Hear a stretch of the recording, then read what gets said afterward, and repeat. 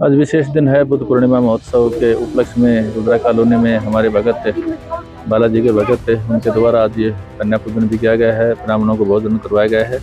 और पूर्णिमा का उस वैसे भी अपने आप में एक अतुलनीय है।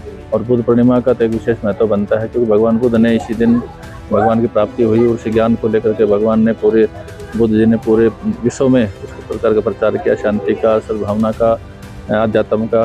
तो ये चीज़ें हैं, कहीं ना कहीं हमें वो चीज़ें भी देखनी है।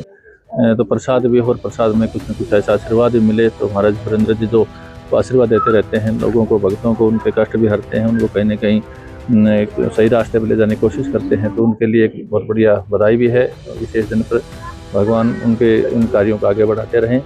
हम सब मिलकर के कहीं ना कहीं समाज को एक अच्छा रास्ता देते रहें, ऐसी हम कामना करते हैं। आपकी बात करें, आज मौनव्रत धारण करने वाले हैं, ये कुछ व्यक्तिगत साधनाएं होती हैं जिसमें भगवान ने मौन के द्वारा ही उस शक्ति को प्राप्त किया। तो हम कोशिश करते हैं कि वैसे भगवान का आदेश यही था बुद्ध जी का कि आप दीपो भवः, अपना दीपक खुद जलाने की कोशिश करें।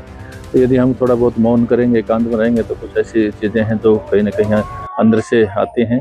और उसी शक्ति से, उन्हीं उपदेशों से, उन्हीं संदेशों से कहीं ना कहीं समाज का भला होता है। और हम समाज के लिए अच्छा कर पाएँ, उसके लिए हमें साधना करनी बहुत जरूरी होती है।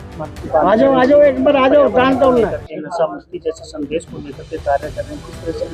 बल्कि ये तो जरूरी है, हम सब के लिए जरूरी है। पर्यावरण को बचाना, पानी को बचाना, क्योंकि पानी की किल्लत रहेगी तो कुछ भी हम कोशिश करेंगे तो हम कुछ न कुछ, हमें एक कल्याण भी है और एक पुण्य भी है। पानी को बचाना पुण्य है, पर्यावरण को शुद्ध रखना पुण्य है, पेड़ लगाना पुण्य है, गायों को कहीं न कहीं अपना उनकी देखभाल करना जरूरी है, बच्चों को, जो पीढ़ियाँ जो अब आ रही हैं, जो इस प्रकार से वातावरण बन रहा है, उसको भी संभालना जरूरी है। वो सारी जिम्मेवारी हम सब पर हैं।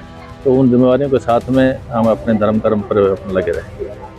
भंडारे का आयोजन किया गया है। ये बाबा गौरनाथ बालाजी का भंडारा हर साल बाबा की, प्रभु की, भगवान की इच्छा से किया जाता है। जब तक भगवान की इच्छा होगी तब तक भंडारा ऐसे ही चलता रहेगा। और जो भी धर्म के मार्ग का रास्ता होता है, जो भी जितना ज्ञान है, तो उसके हिसाब से हम समाज को धर्म के प्रति, अच्छा काम करने के प्रति विशेष एक कार्यक्रम ये भगवान के द्वारा होता है। ये कार्यक्रम मतलब भोजन, जब तक प्रभु की इच्छा होगी तब तक जो हम ये प्रसाद लगाते रहेंगे और ये प्रसाद होता रहेगा। संदेश किस तरह से दिया जा रहा है युवा पीढ़ी को, समाज को? अगर बात करें, हाँ, युवा पीढ़ी के बारे में क्या है, युवा पीढ़ी को पता चले कि हमारा सनातन धर्म, हिंदू धर्म क्या धर्म है और हमें कैसे पूजा पाठ करनी चाहिए और किस नियम का पालन करना चाहिए और किस चरित्र के हिसाब से हमें काम करना चाहिए।